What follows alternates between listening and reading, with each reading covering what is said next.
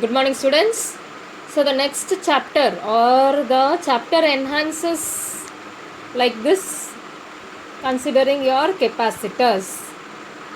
Capacitors are nothing but where you studied an application of Gauss's law. Application of Gauss's law, where if you have two parallel sheets of electric field, that is what is made into a capacitor is. But you should know what is a capacitor is. Capacitor is nothing but a device used to store charges.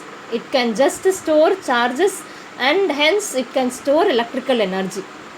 Because if it can store charges, there will be potential energy that will give you an electrical energy also.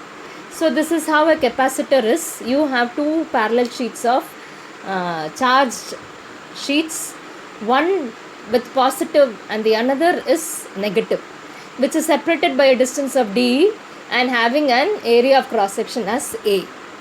So when it is applied to a battery, when there is an external field applied, this becomes positive and that becomes negative. That is how it is positively charged and this is negatively charged.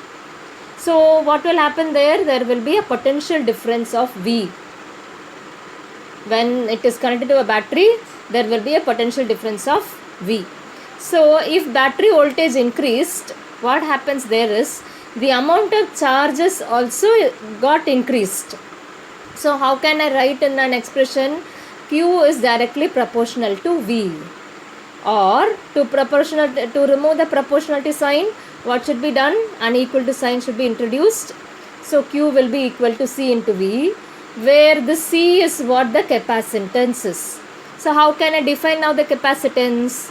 C is equal to Q by V. So capacitance is nothing but the ratio between the magnitude of the charge and the potential difference. That gives you the capacitance.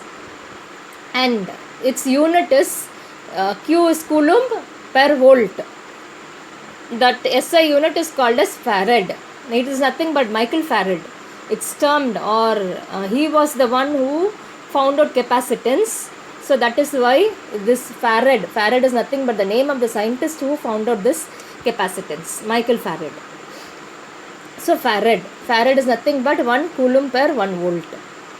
But we actually in practice, we don't require 1 coulomb per volt. We require only 1 microfarad and 1 nanofarad. Very small amount of capacitance only is required in practically units. So its symbol is only just two parallel lines.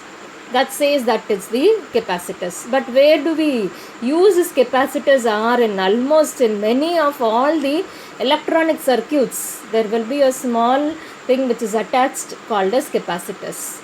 Even if you have an olden type of TV, if you take there and open the motherboard, in that you can find out this capacitors attached. But the net, though it possesses positive charge, this side it possesses negative charge, the total charge in a capacitor is always 0 because equal number of charges are there in the capacitor. For this also there is a video attached. Listen properly, you will even more clearly understand that. Very good morning, students. So that was what you learned earlier, was working of a capacitor. What is a capacitor that you studied? This one says capacitance of a parallel plate capacitor. What is the amount of capacitance is C. What's the value of C? That I am going to find out. So you have, it's a parallel plate capacitor. So you have two parallel plates where you have it is separated by a distance of d, kept in an electric field. It will naturally have an electric field here and having an area of cross section A. Here, even in Gauss's law, you studied something called a surface charge density only for this. So let sigma be the surface charge density, this surface charge density, which is going to be sigma is equal to Q by A. And we know that electric field E is equal to sigma by epsilon naught. In Gauss's law, we have found out. So where here I need just to substitute what is this sigma values. So it turns to Q by A into epsilon naught. And potential V is equal to electric field into D. So what is required now? Here I have found electric field into D will give me what is V value, what is the potential difference. But my ultimate aim is to find out capacitance. So capacitance C is given by Q by V. So you divide Q by the whole thing, QD by A into epsilon naught. Q and Q will get cancelled, and this A into epsilon naught will come to the numerator. So it gives me an answer of epsilon naught into A by D.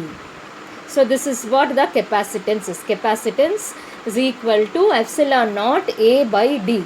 So what does this says to you is that what will happen if I am going to increase A to the capacitance, then I need to find out what will happen if D increases. If A increases, it is there in the numerator, so it directly proportional. More charges can be distributed for the same potential.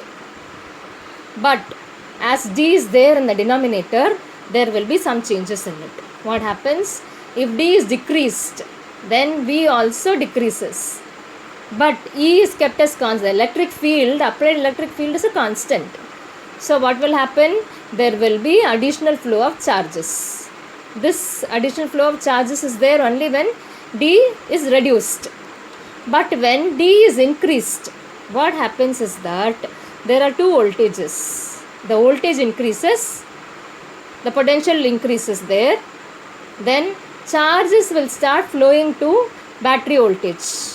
So till that battery voltage and the capacitor voltage becomes equal, there will be a charge which keeps on flowing. After that it will stop. So this is what the conclusion of the capacitance. It is very easier also. For this also there is a video attached. You can listen to it and even more clearly understand the concept, children. Thank you.